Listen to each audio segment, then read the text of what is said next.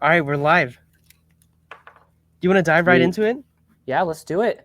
Episode number 9, I Yeah, it's believe. going by so quick. Yeah, 9 weeks of content. And I think we've progressively been getting better. I I think will so. tap ourselves on the back for that. Good job, Nico. Yeah, good job, TJ. Thank you. All right, so we've got a list here. I've actually created a list of some stuff that I want to talk about. Hopefully, Nico's got some stuff that he can add his own thoughts into as well. But the first thing is I'm going to be explaining how I earned $8,000 in 1 hour using email marketing. So if you have any questions about this, Nico, feel free to ask them while I'm explaining it. But basically, what I did is about 2.5 months ago, it was like technically exactly 12 weeks before Black Friday, I sent an email out to my list and I basically told them, hey, I know that this is going to be an interesting product if I were to build it. I have not built it yet, but if you want to like join the alpha group, basically like if you want to purchase this and like help me build it so that whatever I'm building actually helps people. And I don't want to give away what the product is yet. Actually, I don't know if I will because of like it'll kind of give away one of my niches. But anyways, as I told them, if you wanted to purchase this item, I think it was like $300. Here's a link in the email. Is like one single email, and I sent it out. I think it was like 50,000 people, and I said, here's a link that you can enroll. It's $300, and you'll be an alpha member. Like you'll be able to test it with me. If you have any questions, like I'll work with you one-on-one. And I said I'm limiting it to 30 people. And the reason I'm limiting it to 30 people is because I don't want to like launch this thing fully before I actually have built it. So at this point in time, I haven't built it at all. So I write up this email and I say, this is what I think it's going to be. Here's how I would build it. And if you want to like enroll to like build it with me so that hopefully like if there's any problems or anything, we fix them now as opposed to when I like actually launch it. And I put a little link there that said, hey, you can click this link and buy it. And then of course it was on Teachable, which is like places where you can host courses and memberships and stuff. And those 30 spots filled up in like, it was like 57 minutes. It was like almost exactly an hour. And so when I saw that filled up in an hour, I was like, people want this. Like, this is definitely something that people want. But I also had the other side where I was like, now I've got to build something for 12 weeks. I've got to build something that people like, and I've got to like continually to work on it. But anyways, because I had an email list that had around 50,000 people on it, I was actually able to like validate that idea. I forget what they call it, where you test something before you build it. So option A would have been like, hey, I don't have this yet. And this is actually exactly what I did. I said, hey, I don't have this yet, but if you're interested in this, you can actually like buy it before I build it and build it with me. Or option 2 would have been like, I spend 12 weeks building it and then I sell it. And what you don't want to do is you don't want to spend 12 weeks building something and then get to the point to where you're selling it and then nobody wants to buy it. So this validated my idea that people actually wanted to purchase it. And I got like an $8,000 extra revenue that month without like, I sent an email for something that I hadn't built. Now I did have to follow through and I have built / am building that product right now. But the email list, if I didn't have that email list, I wouldn't have been able to do something like that where I just sent out one email. It was like 500 words explaining what the product was, what it was going to be, with a link to purchase it, even though I hadn't built it yet. And by the way, I was totally upfront with them. I was like, I haven't built this yet. If 30 days go by and you're like, this isn't for me, or I don't like this, or I want my money back for literally any reason, like maybe you're like, I need to pay my credit card. I need that money back so I can pay my credit card. I was upfront with them. I was like, you can have that money back. This is a product I have not built yet. I just want to see if people are interested. And so that worked like really well for me. Do you have any questions or thoughts about that? So what was the process of building it when you've already had the $8,000 in your pocket? Were you motivated or were you like, oh man, I've already made the money? Yeah, so that's a really good question. So it felt a little weird because I was like, I was getting money for something that I hadn't done yet. And it's definitely a thin line. Like if the time goes by, like I knew with myself, I kind of had like, if I don't build something good in the first like 30 days, I'll just refund all these people. But it was also like a little nerve wracking because I was like, if it sells out in an hour with 30 people, what's it going to do if I like open it for a week and let people in like day 1. And then on day 5, I tell them like, hey, it's the last day. Like what would that look like if I made 8,000 in 1 hour? Like obviously it wouldn't be 8,000 an hour times how many, like 24 hours a day times 5. But I was just like really curious to see how much revenue that could have brought in after I've built it and after I've got testimonials and I've got people saying like this thing actually helped me. So yeah, it was just like a little bit of it was like, I've definitely got to build something now. But the other side was like, I'm really interested to see when this thing is actually built, how it performs. I think another really interesting thing is, do you feel, I wouldn't say, so there's definitely two different thought processes with, she's going to kill me if I keep taking this thing off. There's two different thought processes with like, hey, I'm building this product. I put all my time to it. I know it's great. Buy it. Or, hey, I haven't built this product, but I know it could potentially be great. Buy it. Like, how do you bridge that mental gap of like knowing you haven't built something, but you're like, because you realize back in the day, like I was like so predisposed to like, hey, no, I need to build this because I don't feel like someone's going to buy it if I don't build it. Like, how did you switch that mindset to being like, no, I'll just charge all these people and then I'll build it? That's a really good point. So I do have a track record of building other things that people like. I've built stuff like this before. It's not the exact same thing, but I've done something similar. So I had the confidence within myself to be like, I could, in technicality, it was like, it's five tutorials per day for 12 weeks. So around 60 videos. And I knew, like, I had the confidence in myself that I've done something similar to that before, not 60 videos, but I put together a course or a membership and stuff like that before. So I kind of had the confidence that I could do it. It was just like, I actually got sick. There was one week I was sick and I had to be upfront with them. I was like, I can't not record because my voice sounds like I'm squeaking right now. So I can't record this week. And they were like, totally fine, bro. What you've given us already is, they didn't call me bro, but they were like, what you've already produced in the first, I think it was like week 7 was what I had to take off. And so the first 6 weeks, they were like, this stuff is amazing. And so I guess a little bit of it is like, what I am offering is also a good thing. There have been products that I built in the past that I was not completely proud of. But what I'm building like right now, I think this product that I'm launching, I'm really proud of. And I think a part of it that I'm really proud of it is like, of those 30 people that went through it, multiple of them have agreed to do testimonials, and they're all like super positive testimonials. Some of them have opted in to do like video testimonials, which we can talk about asking for testimonials later when we get on to copywriting stuff. But if you can get someone to say that it's a good thing in writing, that's a really good thing. If you can get them to record a video of themselves talking about it, that's like, you've got something that people want to tell other people about. And so it gave me a little bit of confidence just knowing that I've done something like that before, and that what I'm building now, I'm like actually like super proud of and like continuing to work on. And even in the first 6 weeks, people are like, we've already got our money's worth of this stuff. So this, to preface, this is very like in the industry of what we're doing, like niche sites, content creation. So if you're outside of that, maybe it's a little bit different. Of course, you want to pitch an idea and see if people will buy it. But this question mainly general towards like, so if someone's just starting a YouTube channel or just starting a blog, like, would you recommend them try to sell a course that they haven't created, or should they focus on content creation to get an audience to then pre-sell to? This is a great question. So we could probably clip this up and make this a specific video, but you have a really good point. So I'm going to use an example of someone else here. So when you think about selling something, a lot of people are like, I'm going to build this amazing product that once someone else gets it, it changes their life. And it's really good to be product focused.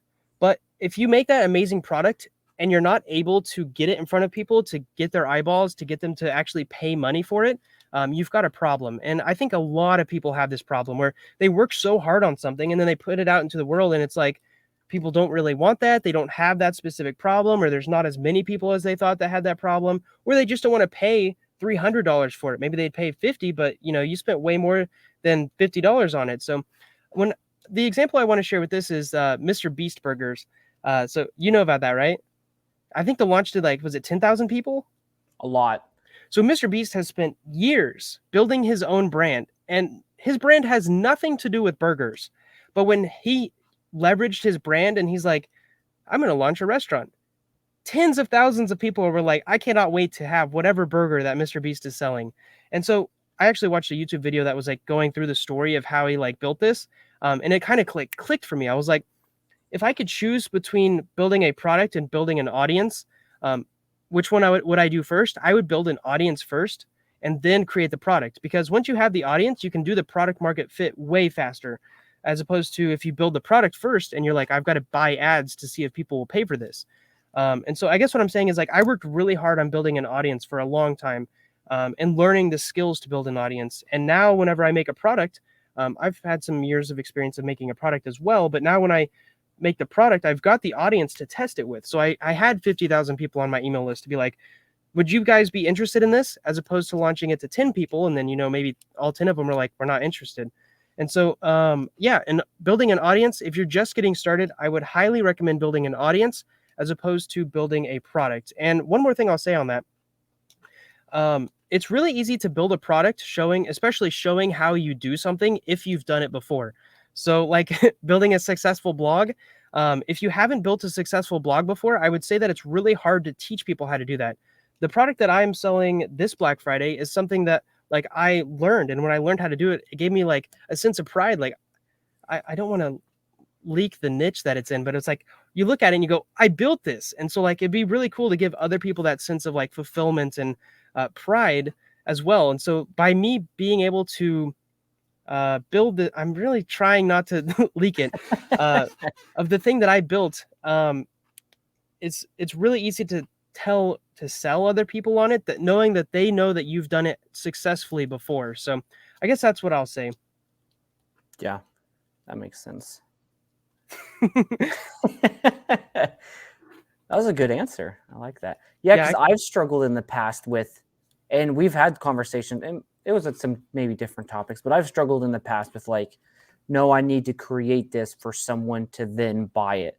And I've recently just shifted my viewpoint to like, I'm building the audience and then I will pre-sell something and see if they want it and then sell it to them. Because I don't want to waste the time to build something and then no one buy it. Like this sounds depressing, spending 12 months building something and then no one buys it. Like, yeah, that's a little rough. No, you're exactly right. And that if I could go back, that would be one of like maybe the top 10 lessons that I would tell myself, is that build the audience first and then try to build something, as opposed to I'll give you an example of me and another friend. We were working on a workout app. And honestly, this was like when I was just learning how to like develop things and code and stuff like that. It was really cool. It's a really cool workout app. I came up with I don't know if you'd call it an algorithm. It used a fancy thing called a matrix to, you type in like you've done 3 workouts and you're like, what workout should I do next? And it told you like which one to do based on your past workouts. And I was like, that's a really cool feature. And maybe other apps have that as well. And we basically built this whole app. And I would say that we ran into 2 main problems. And the first problem was like, we just kept wanting to add features. So like we just thought of something new and then we'd build it for 2 months. So we thought of something new and we'd build it for 2 more months. And the other problem was like, we never actually launched it. So we built it and then we never put it on the app store for people to download. And so if you spend 6 months working on something and then you put it on the app store and then there's 5 people who download it, like it would be really nice to know that at month 2 as opposed to month 12. And then you can be like, well, maybe we should focus on marketing, and how do we grow our marketing, and will paid ads work, and we built this great product, but how do we get people to actually use it now? And so I guess back to like wrapping it back, is that would be something I would tell myself maybe 5 years ago, is that like, if you can focus on building the audience first, finding a product that fits that audience is way easier than building a product when you don't have an audience. And then being honest with yourself about your intention for building it. So like if you and him were just building that app and you're like, our goal is just to have fun with this, it's to learn, like, then it's okay to spend 6 months building something. Like, yeah, it's like a hobby. There's a different intention at the end. But if you're like, this is solely to make money, then you need to come at it with a more black and white mindset of being like, no, let's wait, let's build an audience. Which That's a an really audience good can point. count for other things, but like come from it from a business and quote standpoint. That's a really good point. Yeah, especially in partnerships, which we could talk a little bit about on another episode. But yeah, having those intentions on what you want out of the business, both people, to be very clear. Like he was definitely more on, I think he was wanting to do it for fun, and I was like, I have the opportunity cost to where if I don't work on this, there's something else I could be working on that would like help more people, it would make more money, or I would have more fun learning about it. And so just having that conversation about being more like upfront with our intentions, I think, and it's really hard when you're like 4 months into something and then have that conversation, as opposed to which you and I, that's the same thing, like having different intentions at the begin, like have that conversation in the beginning, I guess is what I'm saying, as opposed to like something's half built and now you're like, maybe because I think, I don't want to say anything, put words in his mouth, but we both learned a ton from that relationship. So yeah. So guys, in this episode, we are actually going to be doing a little bit more type of segments throughout our videos. So below you'll see timestamps as well. And we'll go a little bit more on topic on it a little bit later in the episode on new things that's coming. But to I'm going to do a recap of this segment for when we clip this video. So if you just want to give like 3 main points to this little section, TJ, so that they can end this clip on a solid point, and then we'll continue the podcast. Yeah. So 3 things. Let me see. You put me on the spot here. I'll say number 1, try to building an audience is way more valuable than building a product and then trying to find an audience that needs that product. And we can actually talk about that next. And that's like the main thing. That's pretty much it. Yeah. And then I will put in have your own expectations. No, not nullified. I don't know what that word came from. Know your expectations for what you're building before you build it. So is it a passion product? Or are you down to make money? Because those will determine the amount of time you should spend on and how you should approach it. Yeah. Or even learning. Like the first course that I launched, I look back and that's the thing I said, like, I wasn't too proud about, but it was like, I needed that thing that I wasn't too proud about to get here. And then to get here, to now to the thing that I'm launching this Black Friday, which hopefully does pretty well. Yeah, that's a really good point. All right. What's our next topic? All right. So we'll see. Should we try to mend these? Oh, I hit my desk. Should we try to mend these topics together? Or should we just be like, all right, next topic, let's keep going? They definitely all kind of flow together. So that one was kind of a little bit about email profitability and like why it's worth building an audience, especially on email. Next, I want to actually go through some of my top performing emails. So I actually added up among all my different ConvertKit accounts and added up how many emails I've sent, like custom, like ones that I've written. And it was around 350, which is crazy. I was looking through some of these and I was reading some of them and I was like, I wrote this one in 2018.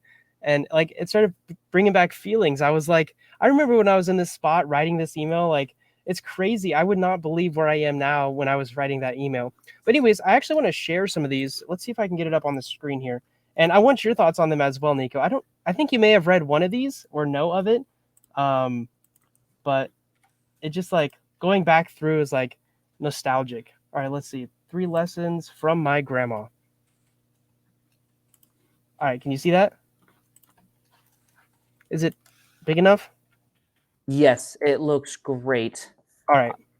I was typing in our chat to keep track of our little clips here and where we're going with it all. All right. So this email I titled 3 lessons from my grandma. By the way, I sent these to a list of people that were on my list. It's hard. This email, my 3 best emails could have been sent to anyone in any niche, and they would have loved these emails. And we can get into why maybe, but I kind of want to read it out loud to you. And then I remember this email now. You remember it? I remember it. People loved this email. So I'm just going to read through it and then you share your thoughts with me. So I started off by saying, hey, it's Theodore.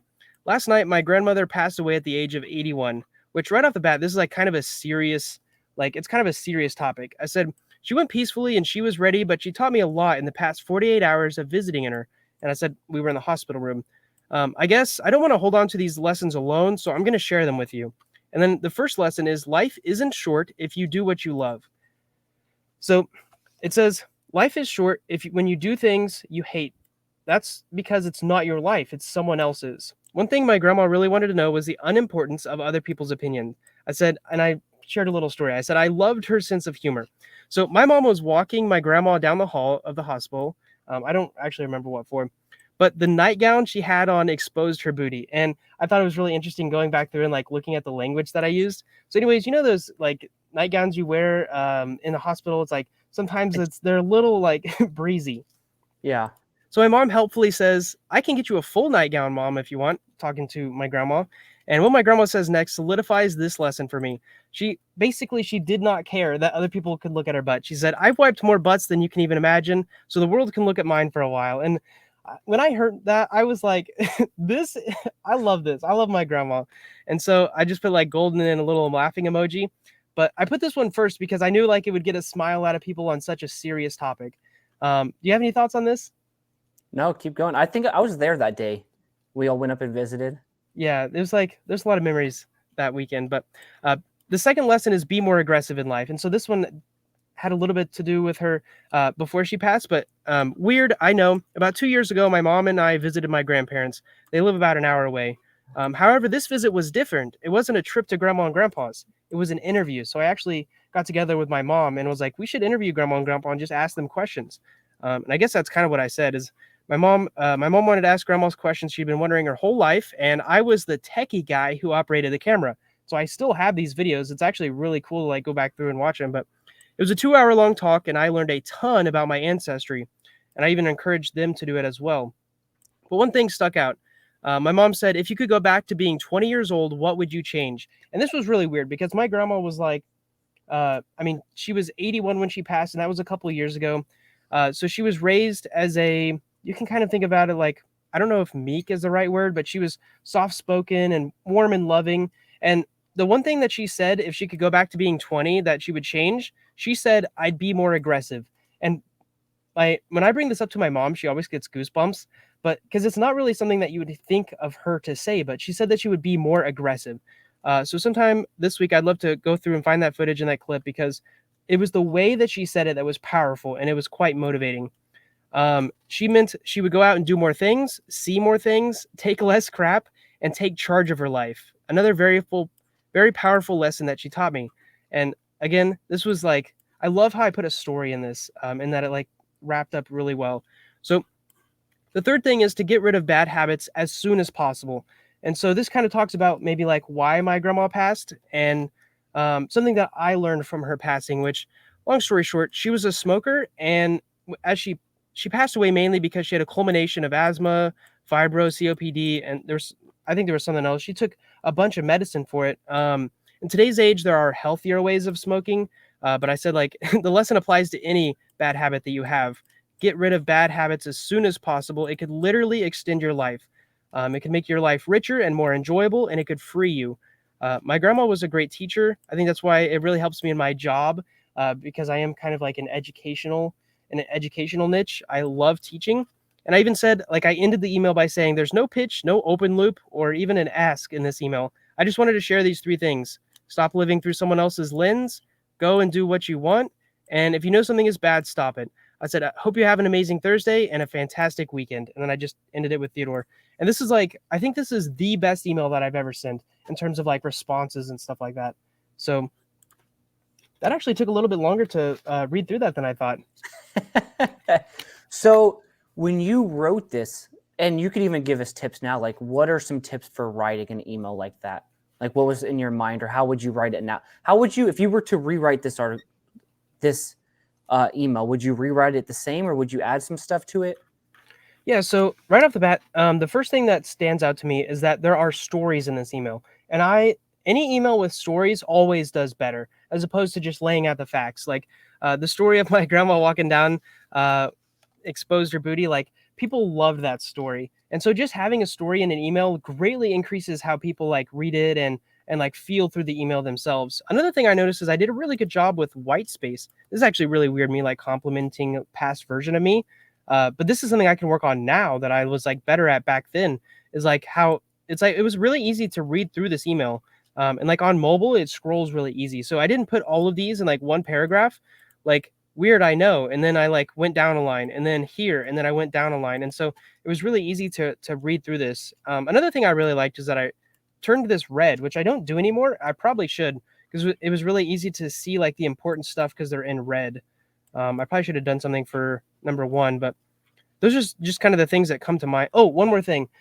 This does not look like a promotional email. Like it's not formatted. There's not a whole bunch of pictures. There's not like, it looks like I actually copied and pasted this and then sent it to our email so I could show it on this pod. But most of the emails that do really well that I send don't look like promotional emails. So they're not like formatted, like perfectly centered in images and, like design stuff. It's just like an email that someone is sending you as a friend. And so those usually do really well. And guys, we don't have an email list, but we have something in the future in the workings. But if you would like to get on a pre-sold email list that you can get in contact with us, send your email to contact@DoubleCommaDreams.com, and we might get you in something a little special beginning. I will say, we've only shared this email once, I think, on this pod, and someone has already emailed asking for a consultation, which I thought was amazing. Today we just hit 200 YouTube subscribers, so that is crazy to me. But anyways, is that our next segment? Is it emails? Yeah, so I've technically 2.5 more emails to share. And I think they're shorter. So this next one is called My Dad, the OG. And then I did like pics included. People love when you do like the little parentheses and say pics included or something like that. It's kind of like what I mentioned last episode, where like just adding parentheses or a number or something. Like if we go back to this one, I put a number here. And this one has parentheses. It just really helps open rates. So you're actually a part of this email, Nico. I said, it was a Wednesday night. I said, I've never seen the mountains. I don't remember what brought this up. I just said, like, I've never seen the mountains. I remember what brought this up, but I don't think we should talk about it on the podcast. All right. You said to me, want to go to Colorado, which I like specified that was you. And then by my friend, gears turning. And I said, sure. Before we left for Colorado Springs, we stopped by to tell my dad we'd be gone for. Have you read this email, by the way? You've seen this I've read one it before. Yeah. There was a part there's a part I needed to edit that I haven't edited. We stopped by to tell my dad we'd be gone for a few days. It was no longer than 30 minutes after we had the conversation above, and I thought I'd ask my dad, is there anything in life you want to do but haven't? His answer sums up his life. My dad has done literally everything he wanted to do. Like his answer was like, he couldn't think of anything. Do you remember when we asked him that? Yeah.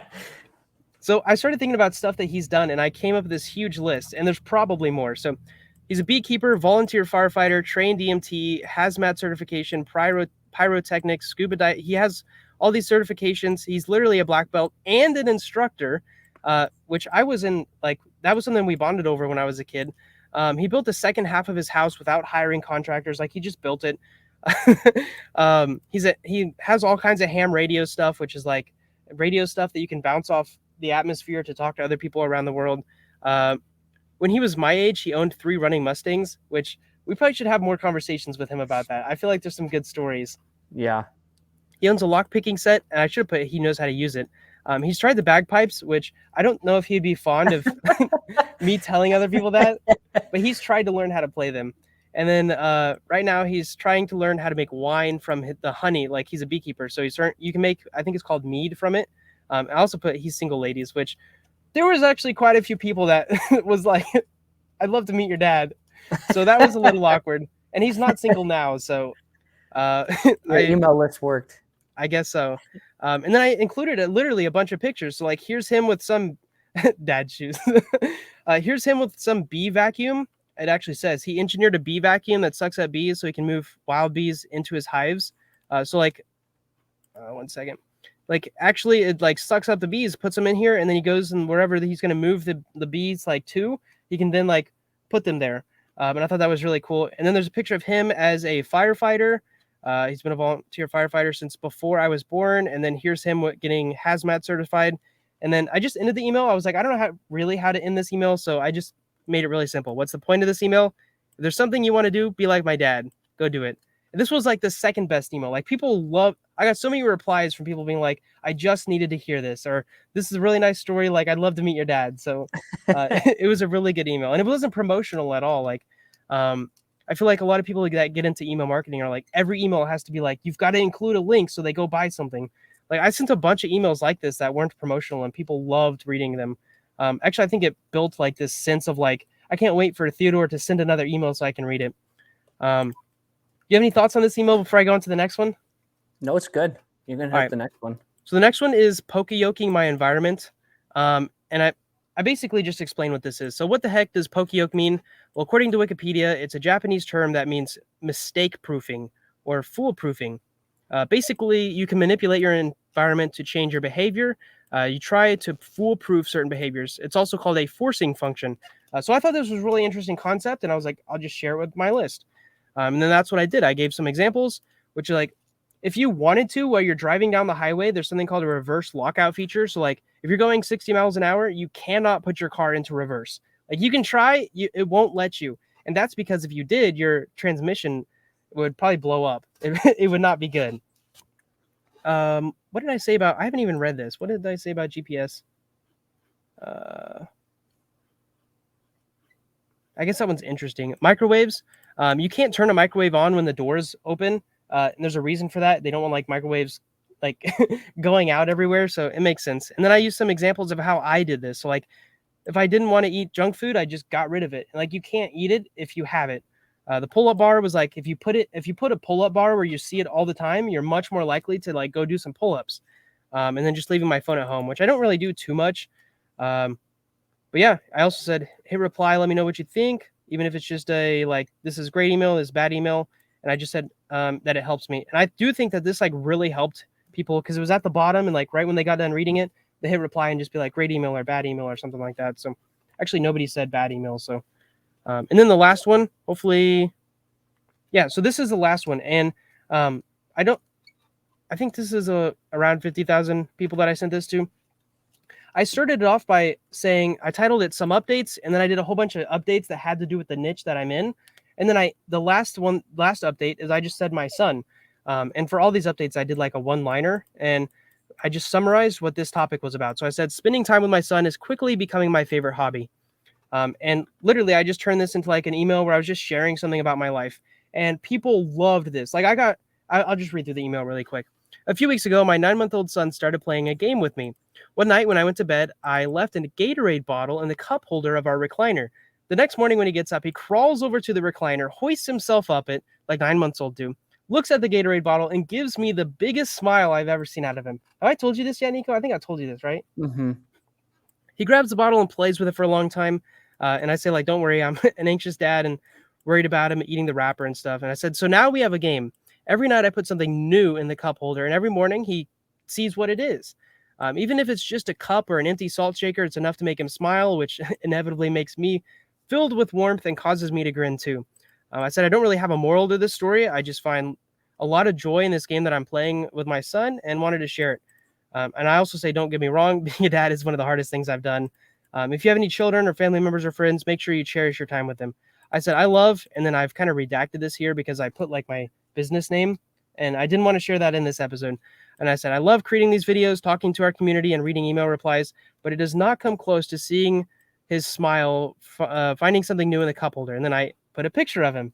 By the way, I was a little nervous to do this because I was like, I don't know how people are going to respond to this. I said, I hope we all find something like this that makes us smile like this. Have a good one, and you'll be hearing from me soon. And then I also said, like, I'm subscribed to a few newsletters. The big ones all try to be a brand, and they try to seem like there's a big team behind them. In this email, I definitely try to come across as just another person sharing my friendly opinion and less like a brand. I said, maybe there's not a right or wrong way to do it, but which do you prefer? This email people loved as well. Like, there's no really promotion in here. I think in the stuff that I talked about earlier, I wasn't sending them anywhere. I wasn't like, go buy this. I was just sharing an update on my life, and people, they didn't talk about any of the other stuff that I mentioned in this email, but if they read this, they replied. And I actually got a lot of people replying that were like, I'm a dad too, cherish those moments. Like he's going to grow up so fast. And it was like, so cool to hear like personal stories from people like that. So,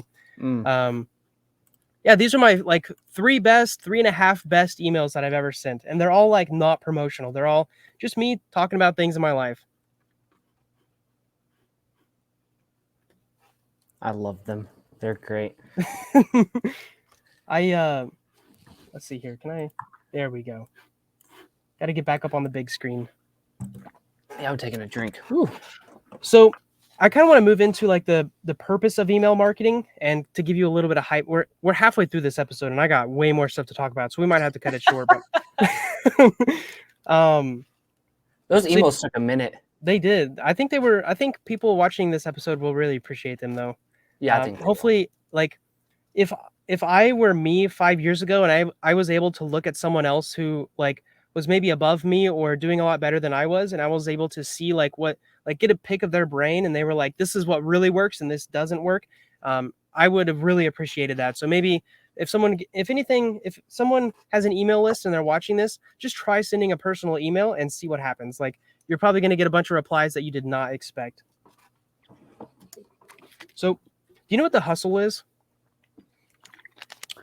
It's what I sit down every day at this desk and type my mind out on. So there's an email list called The Hustle, and they were valued at $27 million. And I think they have 1 million or 2 million subscribers. I'm actually not sure. And the first question that comes to mind is, why would an email list be worth that much? And it kind of goes back to what I was talking about earlier, to whereas if you have an audience, anyone with a product can come to you and be like, can you sell my product?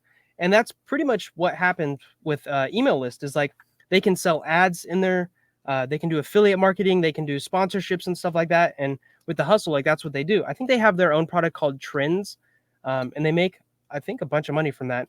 And then, of course, the way that these email businesses are valued is like, I don't know the exact number here. I know how it works for blogs, but it's like, if you make this much money per month, you're valued at this much when you multiply it by something. So if you make $1,000 a month, your blog is worth $35,000. Well, it's the same with email subscribers. If you make 2 million a year, you might be worth 10 million.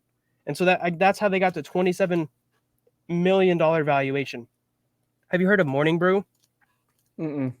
Morning Brew is even bigger. So last year, 2021, guess how much money they made in the whole year? 37 million. So they have 4 million subscribers. And last year they made $50 million in revenue. So that's a ton of money. What is that? 4 million a month? And then, like, if that's email list, yeah, 4 million everybody subscribers. go subscribe to our email list. That's crazy. And they're on track this year. Like, halfway through this year, they made 36 million. So if you double that and maybe add a little bit more because of like Black Friday and seasonality and stuff, like, they're on track to do 72 million this year. And so let's just give them a 5 multiple. That's a $350 million brand. I'm assuming these numbers are correct. I found them on Google, but I would believe them. So the Morning Brew, do they do like coffee and tea and stuff like that? What's there? So they're called the Morning Brew because it's like, when you're sipping your coffee, you're supposed to read their email that's like business oriented. So that is also another thing, that your niche matters a bunch. Being in the business niche, you can take on sponsorships that are like big companies, like HubSpot. Yeah, Intuit. I was just about to say like TurboTax, like these, and other like big, like, you get one sale, they make like $5,000. Like, it's really easy to take on sponsorships for that, especially when you're in the business niche. And so I just wanted to like put that out there, that like even just an email list can make a ton of money. You're good. So we probably should be doing an email list with DoubleCommaDreams. I was saying, guys, message us at contact@doublecommadreams.com. Right? Is that the email? Yeah. They can get on the early email list, I guess. You can get on the early. We'll send you 1 to 2 emails, one from me, one from Theodore, and you'll get to experience both of the best worlds of the whole blogging atmosphere. And like, actually, January, we should like double down on that and make like an opt-in, which kind of is the next thing I want to talk about. Yeah, if you join right now, or if you send us an email, you really just get into our little notifications. Maybe we'll accumulate the emails we get and then just put them into a list that no one can actually sign up to. They're just like pre-email subscribers. Which, by the way, I wanted to talk to you about this, Nico. We probably should do this off the pod, but it'd be interesting just to keep it on. What do you think about, so the next thing I'm going to be talking about is how to grow an email list. What do you think about the people that sign up to our email list first? We actually just review their website. Like, they send us their email, and they want to be on the list, and we're like, we'll just review your website for free. Obviously, we'll cap it because like 300, we can't be reviewing 300 websites, but. And we also won't share it on here, so don't worry about us being like, we found these 7 websites. We could just spend an evening going through some websites, ahrefing them, and giving our thoughts. I think that'd be really cool to like add some value to early people. Yeah, that'd be fun. All right, so actually this next spot we can probably turn into a clip, but I'm going to tell you how you can grow an email list, right? You good? I skipped number 3. I forgot what number 3 was over there in the private chats. Oh, yes, you're good. So, all right, so how to grow an email list. Step 1 is you can use paid ads. paid ads is really hard to do for an email list unless you know that you're already going to be making money. So when I mentioned the Hustle and Morning Brew, like they're like, we have this much money and we're paying people to subscribe. In fact, I've seen YouTube videos where they're like, this was sponsored by Morning Brew or this was sponsored by the Hustle. And I know that they're paying big bucks to get those email subscribers, which apparently is worth it because Morning Brew made 50 million last year with 4 million subscribers. So that means they're making more than $10 per subscriber. So if they can pay $2 and make 10, definitely worth it.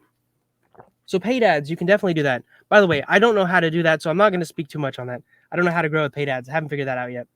Number 2, you can simply ask people to join your email list. This is what I do with the company I started with you, Nico. I say, go to this website and just sign up to the email list. That people that do that, they're really good email subscribers because they joined knowing that they wanted to receive an email from you. So like on the quality of email subscribers, if you ask them to join an email list and they do it, like you want people on, actually, I think it's this end. You want people on this end because like they want to be on your email list. And then down here, you've got like the next step down, you've got people who joined because you gave them an opt-in or a lead magnet. You're like, join our email list and you'll get something. And in most cases, this is like a PDF or something like a free email sequence or something. And so like in our case, we're like, sign up to our email list and we'll review your website. Like that's one step down because it's kind of like tit for tat. Like they're getting something for signing up. The next one is giveaways. And so giveaways is like, maybe they're interested in what you got, but not really. They just want something free. And these subscribers that are like you earn through giveaways, you definitely can grow your email list very quickly by doing giveaways. But the quality of subscriber, like they're not going to be sticking around. They're not going to be reading every email. So that's like down here. And then lastly, I created a tool on my website that when people use it, they have to use their email. And you know which tool I'm talking about, right?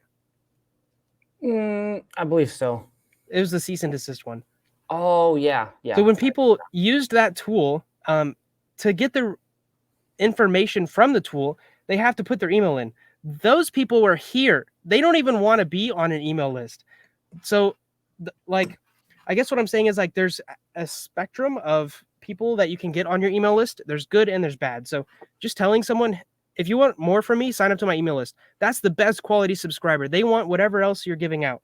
Next down from that is an opt-in or a lead magnet. And that's like, they want what you have, but they're also signing up to get something. Giveaways are next because like they're still getting something, but they're also like, they don't want to really do anything for it. And then like tools at the end here are usually really bad because people just want to use the tool and then they don't want to read any emails from you. And so I got like 100,000 email subscribers from the tool and I was sending out emails and it was like 5 to 10% of people would read those emails. And so if you know anything about email marketing, 100,000 people on your list is a bunch of money, like $500 to $700 a month, just you're spending to keep them on your list. And so what I did was I just pruned them. And that's something I highly encourage people to do if they haven't done it in like 6 months to a year. Just get rid of those people that aren't reading your subscribers. You might be thinking like, maybe one day they'll be a customer, but if they're not reading your emails in the last 6 months, like the likelihood of that is very low. So I guess that's like the 4 main ways you can grow an email list, with the 5th one being the paid ads. So those are the usual ways to grow email lists. Another way is like referral marketing, but that one's really hard to do. You've got to do something like you've got to have like a secret society or something. You could have a cult. Exactly. One thing I will say about email marketing that I don't really have a spot to put this, but whenever you have like someone signing up to a newsletter or something, make sure whenever they sign up that you have double opt-in enabled. And so if that's off, when they put their email in and they hit the go button, boom, they're on your email list. You do not want that. What you want is something called double opt-in. So they put their email in, they hit the go button, an email gets sent to their email to say, hey, do you want to be on this list? And if they click yes, that's called a double opt-in. So they're saying yes twice on the button that they put their email in and then actually in their email. And you want that for 2 reasons. One, I can put in anyone's email in there and sign them up to the list. You don't want that. You don't want people putting spam emails and stuff in there. And number 2, if they don't take the time to click that second one, they're not worth having on your list. So having double opt-in is like a big old green check mark. Make sure you're doing that. And you also need to break a mindset or I'd call it a belief, like what Alex says, a mental belief that you will do anything to get those subscribers. So what I'm meaning is, some people might be like, oh, I just want them on my list, so I don't care about the double opt-in. Like, you need to frame your mindset of like, I want the best people on my list. I don't just want a list of 100,000. I want a list of 1,000 of the best people. Like 100,000 looks good, but you can go sit with the fool in the corner with the other 100,000 that's not doing very much. I You guys was can that talk about your fool. big lists. That's literally, I'm so glad you said that. I was that fool. I was the one sitting over in the corner going, I got 100,000 people on my list. And I was paying $700 a month for a ConvertKit while only 5,000 people were reading my emails. And so I was a fool for such a long time. Eventually I was like, I'm paying so much money for so little people to read my emails. And then it clicked and I was like, these people don't want to be on here. I just need to turn this little feature off and I need to get rid of the people that are already on here. So that fool you're talking about, that was me. I don't want anyone else watching this video to be that fool. You want Yes. high quality email subscribers. Yeah, so it might feel good to have a lot, but make sure it's a lot of the right people. Yes. We are 45 minutes in and we got a whole nother, like, I broke this video up into email list and copywriting tricks. This whole episode could be email lists. It could be. Well, another thing, we just spend 10 more minutes or we can spend the last 10 minutes talking about our lives and breaks and all those good things. Let's do that. I want to talk about open rates and click rates. On average, I have like 50,000 subscribers on email, and every email I send, at least 100 people unsubscribe. So if you're dealing with that, that's totally okay. People do that. They click the unsubscribe button and they leave. Another thing is keep an eye on your open rates. So my open rate right now is around 35. Actually, it's like 39 to 40 for almost every email that I've been sending. And so if it starts to drop under like 20, you probably have a bunch of people on your email list that are not reading your emails, and you need to do what's called prune them. So ConvertKit has this feature where you can be like, they haven't opened any emails from me from in the last 6 months. You just delete them from your list. And it feels really bad, but it saves you money. And then lastly, click rates. Depending on what it is, click rates are actually usually pretty low, so like 2 to 5%, depending on what it is. I just wanted to put those numbers out there so people have kind of a benchmark on like what to expect and what's good and what's not. And this is my experience too. So you might be way ahead of me, and you also might be like a little underperforming. So before we move on to some of the stuff that I want to talk about the podcast and things you wanted to talk about, I want to go over this spreadsheet real quick. So, oh yeah, wait, what spreadsheet? The spreadsheet about if we should clip these up or not, which okay. we've already talked about it, kind of, that we are going to be clipping these up. So you already know the answer. But I want to go through the thought process that I had about the decision of doing this, which you pretty much already said, like, we probably should do it. And so I wanted like numbers to be like, should we do this or should we not? So you can see this, right? It's large enough. Yeah. All right. I'm guessing you're unblacking the black sections. Yes. Okay. So right here, we've got a podcast. You're getting a little presenty now, Theodore. Yeah. I've got to you got to make it a show. You got to make people excited about it. So, right here is the podcast episode, and this is a clip that we got from that podcast episode. So the podcast episode that I'm referring to was 67 minutes long. The clip was 7 minutes. And so if I unblur these, you can see the amount of time that it took to make each. So this is 3 hours, and I'm saying 3 hours because I proof watched it to make sure we didn't like leak anything, and we didn't say anything weird in that episode. So that's 1 hour. We recorded it for an hour, and then I also spent around an hour coming up with topics. So do you think 3 hours is fair? Yeah, that sounds fair. And then I've also got the views and the new sub data here. So the views on this episode here is 138, and we got 2 new subs from it, which is great. That is actually, that number could be a little bit higher, but we already have subscribers, so that's probably why we have way more views than a lot of our subscribers are rewatching the content. A lot of them. I love really hearing appreciate that, guys. Yes. And then the clip itself did like almost the same amount. I can't say almost 50%. That's a little more than 50%. And then 1 sub. And so I actually forgot what was under here. All right. So yes, I do remember. So if we make these equal, if we make them so that they are equal things, so that they take the same amount of input, you can see here, podcast episode takes the input is 3 hours. 6 clips also takes 3 hours. And I just did simple math. It's like there's 3 hours here and there's half an hour here. 6 clips will fit into the same amount of work as 180 minutes.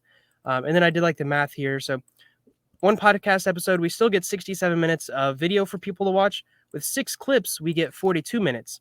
But the big difference here is the views. So 180 minutes of input, we can choose. Do we want 138 views or do we want 510 views? This is based on a small sample size too. So the other important thing is we need an episode to make clips. So we can't really make clips without at least one episode. Does that make sense? Yeah. So how much? So the answer is like clear. If we have 3 hours to do work on the podcast, which one should we choose? We probably should choose taking past episodes and turning them into clips. And this is also assuming we can get 6 clips out of an episode. So the answer here is clear. We should be making clips. But how much more efficient? And this is like I'm a numbers guy, so I love to see this number. Basically, for the same amount of work, how much more efficient is this? Is the clips than working on a new episode? And it ends up being a little more than 3.5 times better. So we actually get 3 times more output, more views for the same amount of input if we're working on clips as opposed to podcasts. And so what I will say about this is before I was like, I really liked channels when you could go to their channel thing and you could see like every episode and it wasn't like all mixed up with clips. Like there's an episode and then a bunch of clips and you're like, do they go with the specific episode? And I just liked having it neat and organized. And I was like, if I just watched episode 50 and 51's right here, this math right here made me be a lot more comfortable in being like, we need to put these clips on blast. We should probably even start looking into shorts. Yeah, that's a whole new segment. But from the evidence that we've done of trying clips is like, we definitely should double down on it and try it, which we could try it for a month.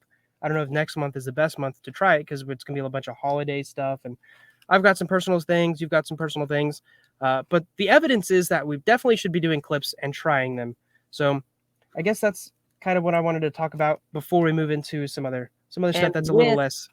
Yeah, and with that, our plan now is to post podcasts on Monday and then have a clip of the podcast, different parts. So like this one probably had 4 or 5 clips come out each day of the week. So podcast on Monday, Tuesday, Wednesday, Thursday, Friday are clips after. So you can be reminded of different things if you're like, oh, I watched part of the podcast.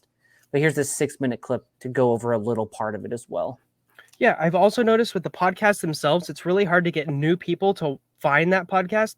So if we make a clip and we're like, how to do keyword research in 7 minutes, there's going to be people on YouTube that are typing in how to do keyword research. And then they scroll down a little bit and they'll find ours. So that allows us to basically make more pieces of real estate for people to find us, for new people to find us. So where the podcast episodes are more for people who have already watched something that they like about us. And they're like, we want more of what these guys are telling us. That's the goal anyways. Yeah. All right, now let's get to the fun stuff. TJ's been talking about just about the weird stuff this whole time. I am a math guy, yes. How's life been, TJ? This is our life segment. I should be asking you. You just got married a week ago. We should have like some big title hop over. Live segment and like... Yes. It's been good. Oh, I promise, guys, I just got off my honeymoon, so I'm tired. I'm working through it, but I feel better. Got a new ring on the finger. She's great. Marriage went well. TJ got married. He was my best man. We partied like animals. It's good. It was speaking of that, that's actually relevant. The bachelor party we had, which wasn't the actual bachelor party, but was the night before, was the nerdiest bachelor party anyone's ever had. We were with a friend and he was showing us how to do paid ads. I learned a lot, actually. I was thinking, I think I told you that night, I was like, we should have just reported. We should have just recorded this and put it on the podcast.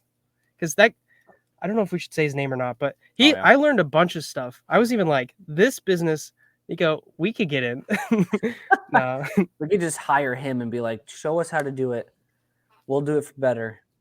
It was really interesting, though. He showed me one of his pages. So they don't, I don't know if he's watching this. If you're watching this, I'm sorry. I will just preface this. But they are very much ads, which I can see the appeal.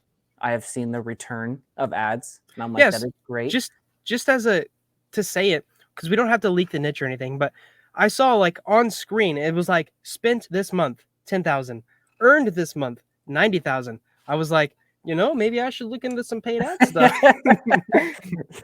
Yeah, but then he showed me an organic SEO page with like 900 visits a month, and I'm like, why do you only have one of those?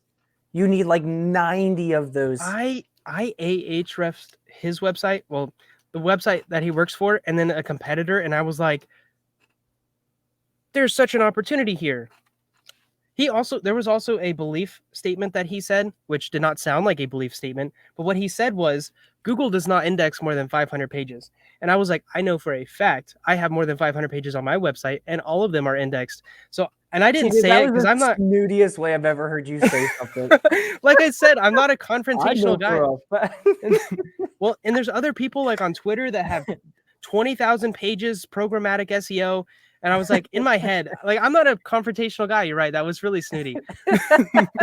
I wasn't gonna be like, I know that that's definitely wrong because there is proof out there that more than 500 pages get indexed, and maybe he has evidence elsewhere of like maybe only the top 500 pages get indexed the best, and then after that, Google's like, these are low quality pages or something like that. But it was just interesting to me. I know he has product pages, so I don't know if there's any difference in that or what that looks like. But I think there are beliefs on probably both sides of the spectrum that could be broken down. Yeah, like paid ads. I was like, I kind of had some beliefs broken just watching him like go through. It felt like training. He was like, this is what we do. And he just kept talking. I was like, just keep going. I'm learning a ton. Oh, we have to figure out how to tie our bow ties, but keep going. Exactly. And so that was a great bachelor party, by the way. Yeah, no, it was fun. It was good to have everyone together. It was weird. I spent the last like 3 weeks writing 2 to 3 posts a day, and then I went like 5 days of not writing anything. Not even. You have my laptop right now, so. By the way, I'm leaving for Virginia. Not tomorrow, but the day after tomorrow. Yeah, so I need mail that, or what are you doing? That's what I was going to ask you. This is not a podcast content, but we can leave it in. Do you want me to mail that to you like today or tomorrow, or do you just want to wait until I get back? Do you need that laptop? I know you got it. I don't need it. I'll be here, so you're good. I'm glad we could talk about this on the podcast. Yeah. Yeah, so it was really weird taking a break, but it was nice looking at my analytics and seeing it like still grow and like be consistent, which has been kind of fun. I probably shouldn't have looked at it as much as I did, but only thing I could actually do. I was going to say, sorry, keep going. Is that like, what does that feel like to you for something to grow without you working on it at the time that it is growing? Like, is this your first experience with that? I'll be a little bit honest. The website's in the phase where like you don't know if it's going to be a terrible day or a good day. So it's not like it's growing and like, oh, I did 600 today or I did 12,000. It's like I had 5 clicks. I don't know if tomorrow's going to be 0. Like, let's hope it's doing better. So yeah, maybe one day I'll fully experience that. But right now it was like, oh, please don't break while I'm gone. Please don't break.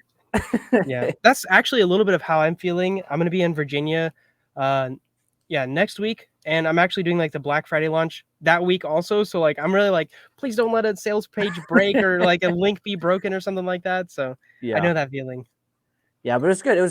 I set up the computer last night when we fully got home last night, and I was like, this site looks good. I like the way it looks. I have some new ideas on stuff I want to do, but I still want to double down on what I was doing because that is now showing success. So I want to replicate the success I have been doing, and then try to find new ways within that success to garner more. Yeah. This is something that I thought of when I was kind of going through a break. We went on vacation in August, I think. And I was thinking to myself how hard it would be not to work. And then the feeling I got when I got back from vacation was like, I've got so many ideas and I want to work so hard on getting this thing to like grow. Is that how you felt, or did you feel different? Like when you got back from your honeymoon? Oh, when I sat down here last night, I was like, yeah, I got a lot of ideas. Yeah, the writing, I'm excited for the writing, and I have a lot of ideas for the writing. You were sending me stuff, and I was like, bro, enjoy your honeymoon. But I understand. I was like, look at these queries. I was actually excited for DoubleCommaDreams because we were getting close to 200. And I was like, I would love to send an email to these guys right now about my experience here. So another opt-in, email us, guys. We might have an early one just to see if people attach to it. I love that right now we don't even have like an opt-in page or like a page to sign up to the newsletter. We're literally telling them to email us to join the list, which is like, if anyone ever does that, we know that like they're a follower for life. They love whatever we've put out. So It's our that'll be really double cool. opt-in. Yes. They literally have to go to their Gmail and like fill it all out. So Maybe I'll put in the comments below so people can see it, or the description. yeah. We'll see. Yeah, but it was good. I'm ready to be back. I'm ready for our plan. Next year's going to be great for Double Comma Dreams. Not like we have some interesting ideas. Like I want to work more on the website. Maybe we'll do a whole podcast on like, we should do a whole podcast on 2023 goals, both for our sites and Double Comma Dreams. I will add Like a that to New the Year's list. podcast. This list of podcast ideas is growing way faster than I thought, and it's going to take a while to get like goals. So basically goals, right? Yeah. Goal setting.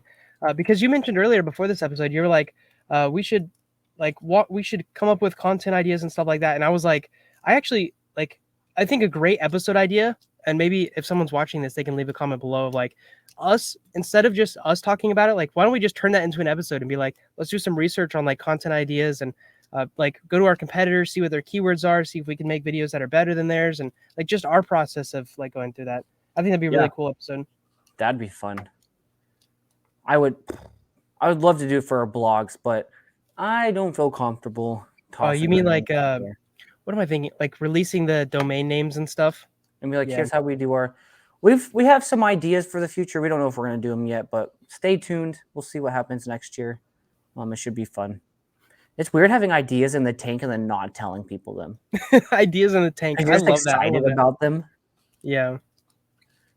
I love that saying. Got some ideas in the tank. But yeah, I know it's been good. We hit an hour. You did a lot of teaching today, TJ. I had a lot of notes. Emails were your things. They were. I think they'll be really good clipped up. The other thing I was going to talk about today was copywriting, and I have like just as much content about like copywriting tricks, which I'm glad I didn't do because my throat's getting a little sore and we're already at an hour. So if you haven't already, click the subscribe button, click the bell icon, and you'll see whenever we like actually record that and post that episode about copywriting tricks, which I think will be really interesting. There's it should be good. This thing is smelling my desk up so much. I sniffed. Did you see me sniff it in the middle of one of your moments? No, but you love that thing. Like, it's a candle, everyone, and you should get an affiliate link for that thing. Fruit Loops. Did you say? Sorry. You should get an affiliate link for that. I should. It smells great. Like, I'm kind of hungry a little bit. I love that they came with a spoon. Yeah, I can't wait to like actually eat out of the bowl after it's all gone in 60 to 70 hours of use. But yeah, it's been good. All right. I think I'm excited about the email list because I just want to talk to people about the process. Like, I don't have anything to sell them. I just want to be like, hey guys, how's everyone doing? Like, this is what I'm dealing with today. Yeah. Like, this is a fun little story. Speaking of that, we've got some time here. How would you sum up your last 2 weeks of like analytics? Kind of motivating. Would you like me to put them on the screen?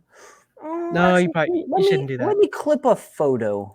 I was going to tell you that I feel like I'm, though, like if you look at my Ahrefs, which you have, right? It looks like this, right? And it's like hockey sticking.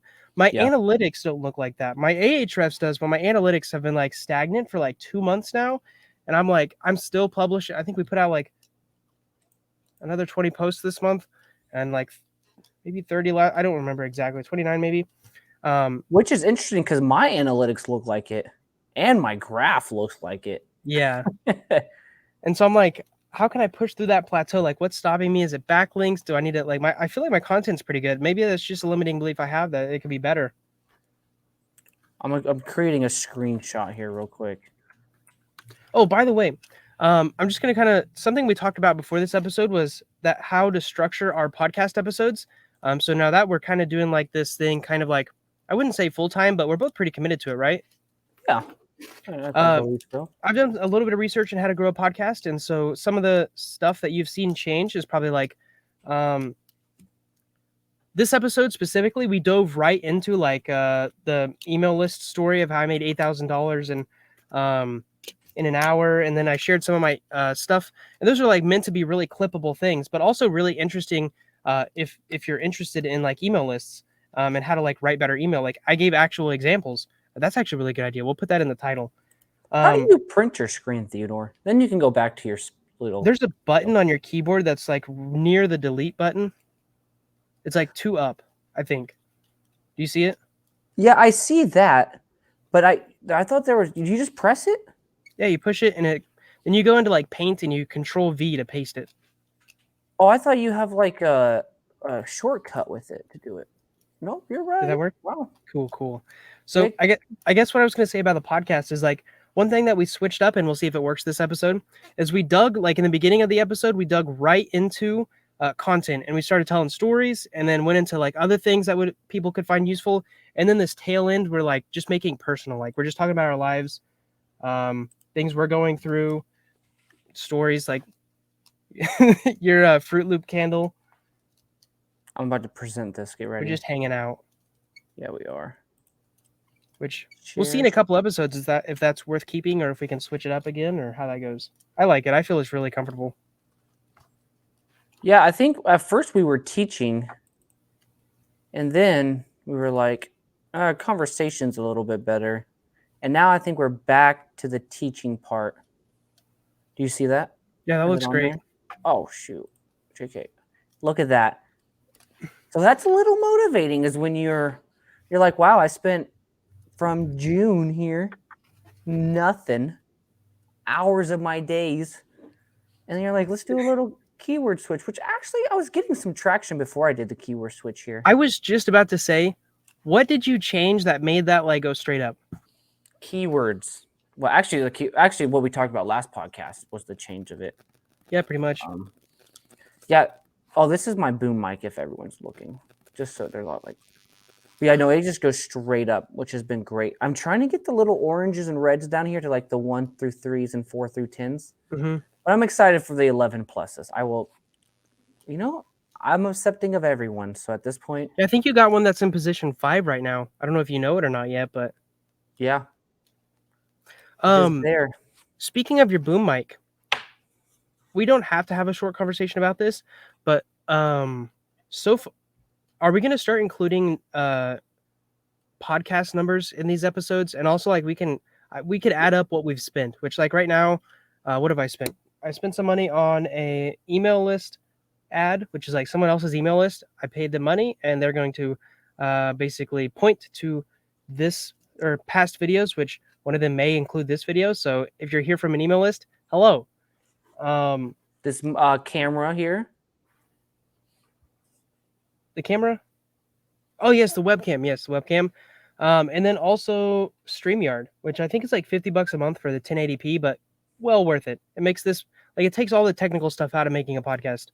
It makes it much easier. So we're only in like, I don't want to say the number of how much I paid the email subscriber, but minus that, we're only in like $300, I think. That's not bad. Nothing terrible. I just can't wait until that money starts coming back. I agree. No, but it is like, this is really enjoyable to just hop on and chat with you and share some stuff. And it gives me like a sense of like, I've got to put some stuff together to talk to Nico about. So even if this podcast doesn't ever make any money, I really appreciate like what it's come to be. Yeah. And the people we've been able to contact with, we hopped on a call with a subscriber now, which was really fun. Was really cool. It was a really cool experience. So it was good. I learned a ton and hopefully he learned a ton too. Yeah. So guys, I think we're at the end. So like I said, like, subscribe. We're just going to tell you to do everything, but you choose what you want to do. But the main thing is email us. We want to talk to a couple of you. Hopefully by this far in the video, you've already clicked the like and subscribe button if you haven't already. But yes, if you want to join our early email list and maybe have your website reviewed, you can email us at contact@DoubleCommaDreams.com. And one of us or both of us will see it. Yes. So, have you already done an outro? Were you doing one earlier? When I was building my... We need one of those little jingles that we put, like a 5 or 10 second jingle that we put like in between the intro and when the podcast starts. But yeah, we can record another intro after this. Are you sure, or do you just want to keep or you just want to start off from the beginning? We can just start off from the beginning. That works actually. Let's do it, and then we just cut this part. Yeah, we can keep this going. Okay. All right. Well, peace out, guys. We'll see you. Actually, this is going to be posted Monday. This is Friday right now, so we'll see you in 2 weeks, technically. When I get back. Kind of, yeah. All right, guys. Peace out. Peace.